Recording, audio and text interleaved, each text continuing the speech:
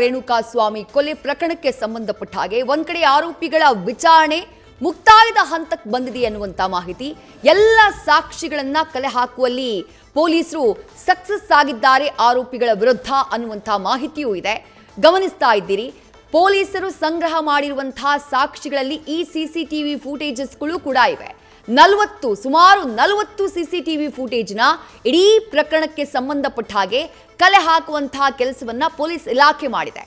ಮೊದಲಿಗೆ 6 ದೃಶ್ಯಗಳನ್ನ ನೋಡ್ಕೊಂಡ್ಬಿಡೋಣ. ಕಿಡ್ನಾಪ್ಗೂ ಕೆಲವೇ ಕ್ಷಣಗಳ ಮುನ್ನ ರೆಕಾರ್ಡ್ ಆದಂತಹ ದೃಶ್ಯ ಇದು. ಮೊದಲ ದೃಶ್ಯವನ್ನ ನೀವೇನ್ ಗಮನಿಸ್ತಾ ಇದ್ದೀರಿ, ಇದು ಚಿತ್ರದುರ್ಗದಲ್ಲಿ ಹೈವೇ ರಸ್ತೆನಲ್ಲಿ ಮನೆಯಿಂದ ಹೊರಟಿದ್ದಂತಹ ರೇಣುಕಾಸ್ವಾಮಿ ತಾನ್ ಕೆಲಸ ಮಾಡುವಂತಹ ಅಪೋಲೋ ಫಾರ್ಮಸಿಗೆ ಹೋಗುವಂತಹ ಸಂದರ್ಭದಲ್ಲಿ ಸರಿಯಾದಂತಹ ದೃಶ್ಯ. ಅಲ್ಲಿಂದ ಸ್ವಲ್ಪ ದೂರ ಹೋಗಿದ್ರೆ ಆತ ತನ್ನ ಫಾರ್ಮಸಿಗೆ ಹೋಗ್ತಾ ಇದ್ದ. ಬಟ್ ಹಾಗಾಗೋದಿಲ್ಲ. ಆತನನ್ನ ಅಡ್ಡಗಟ್ಟುವಂತಹ ಕೆಲಸವನ್ನ ರಾಘವೇಂದ್ರ ಹಾಗೆ ಗ್ಯಾಂಗ್ ಮಾಡುತ್ತೆ. ಸ್ವಲ್ಪ ಮುಂದಕ್ಕೆ ಹೋದಂತಹ ಟೈಮ್ನಲ್ಲಿ, ಅಪ್ಪ ನೀನು ಯಾರಿಗೋ 10,000 ಕೊಡ್ಬೇಕಲ್ಲ, ನಿನ್ಗೆ ಹಣ ಕೊಟ್ಟವರು ಅಲ್ಲಿ ಕಾಯ್ತಿದ್ದಾರೆ ಅಂತ ಹೇಳಿ ಆತನಿಗೆ ಬೈದು ಯಾಮಾರಿಸಿ ಆತನನ್ನ ಆಟೋದಲ್ಲಿ ಕರ್ಕೊಂಡು ಬರ್ತಾರೆ. ಆ ಆಟೋ ದೃಶ್ಯವನ್ನ ನೀವು ನೋಡ್ತಾ ಇದ್ದೀರಿ. ಆಟೋ ಸೀದಾ ಬಂದು ನಿಲ್ಲೋದು ಆ ಪೆಟ್ರೋಲ್ ಬಂಕ್ ಹತ್ರ. ಆ ಪೆಟ್ರೋಲ್ ಬಂಪ್ ಏನಿದೆ ಅಲ್ಲಿಗೆ ಬಂದು ನಿಲ್ಲುತ್ತೆ ಆಟೋದಲ್ಲಿ ಆತನನ್ನ ಕರ್ಕೊಂಡು ಬರ್ತಾರೆ. ಒಂದು ಅರ್ಧ ಗಂಟೆಗಳ ಕಾಲ ಇದೇ ವಿಚಾರವಾಗಿ ಆತನ ಜೊತೆ ಮಾತನಾಡ್ತಾರೆ. ಯಾವ ವಿಚಾರ ಅಂದ್ರೆ ಮೆಸೇಜ್ ಕಳುಹಿಸಿರುವಂತಹ ವಿಚಾರಕ್ಕೆ ಸಂಬಂಧಪಟ್ಟ ಹಾಗೆ. ಯಾಕೆ ಕಳಿಸ್ದೆ ನೀನು, ಏನಕ್ಕೆ ಆ ರೀತಿ ಮೆಸೇಜ್ ಮಾಡೋಕ್ ಹೋದೆ ಅಂತ ಹೇಳಿ ರಾಘವೇಂದ್ರ ರೇಣುಕಾಸ್ವಾಮಿ ಮೇಲೆ ದರ್ಪವನ್ನ ತೋರಿಸ್ತಾನೆ. ಅದಾದಂತಹ ನಂತರದಲ್ಲಿ ಇಟಿಯೋಸ್ ಕಾರ್ನ ಎಂಟ್ರಿ ಆಗುತ್ತೆ. ಆ ಇಟಿಯೋಸ್ ಕಾರ್ನ ನೀವು ಗಮನಿಸ್ತಾ ಇದ್ದೀರಿ. 3ನೇ ದೃಶ್ಯದಲ್ಲಿ ಇಟಿಯೋಸ್ ಕಾರ್ ರವಿಗೆ 7ನೇ ತಾರೀಕೆ ಕಾಲ್ ಮಾಡಿ ಇಂತಹ ಟೈಮಿಗೆ ಬಾ, ಈ ಜಾಗಕ್ಕೆ ಬಾ, ನಾವು ಬೆಂಗಳೂರಿಗೆ ಹೋಗ್ಬೇಕು, ಒಂದು ಬಾಡಿಗೆ ಇದೆ ಅಂತ ಹೇಳಿರ್ತಾನೆ ರಾಘವೇಂದ್ರ.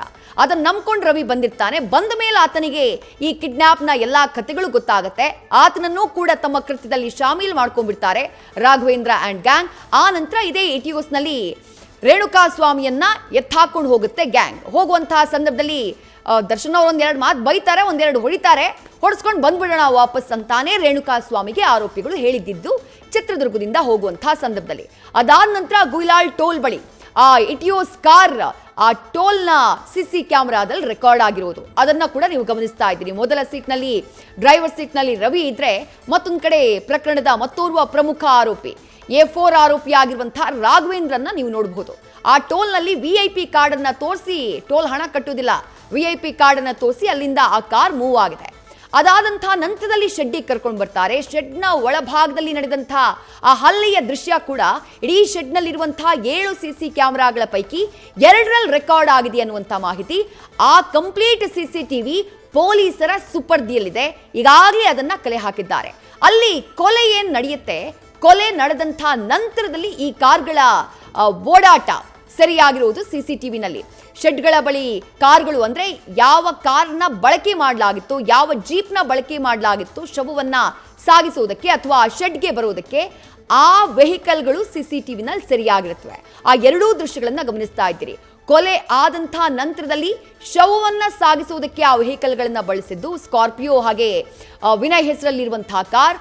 ಜೊತೆಗೆ ಅದಕ್ಕೂ ಮುಂಚೆ ಆ ಶೆಡ್ನ ಅಕ್ಕಪಕ್ಕದಲ್ಲಿ ಓಡಾಡಿರುವಂತಹ ದೃಶ್ಯ ಎಲ್ಲವೂ ಕೂಡ ಸಿಸಿ ಕ್ಯಾಮೆರಾದಲ್ಲಿ ರೆಕಾರ್ಡ್ ಆಗಿದೆ. ಇದೆಲ್ಲವನ್ನ ಕೂಡ ಸಾಕ್ಷಿಯಾಗಿ ಸಂಗ್ರಹ ಮಾಡುವಂತಹ ಕೆಲಸವನ್ನ ಪೊಲೀಸ್ ಇಲಾಖೆ ಮಾಡಿದೆ. ನ್ಯೂಸ್ ಫಸ್ಟ್ ನಿರ್ಭೀತಿಯಿಂದ ನಿಮ್ಮ ಪರವಾಗಿ.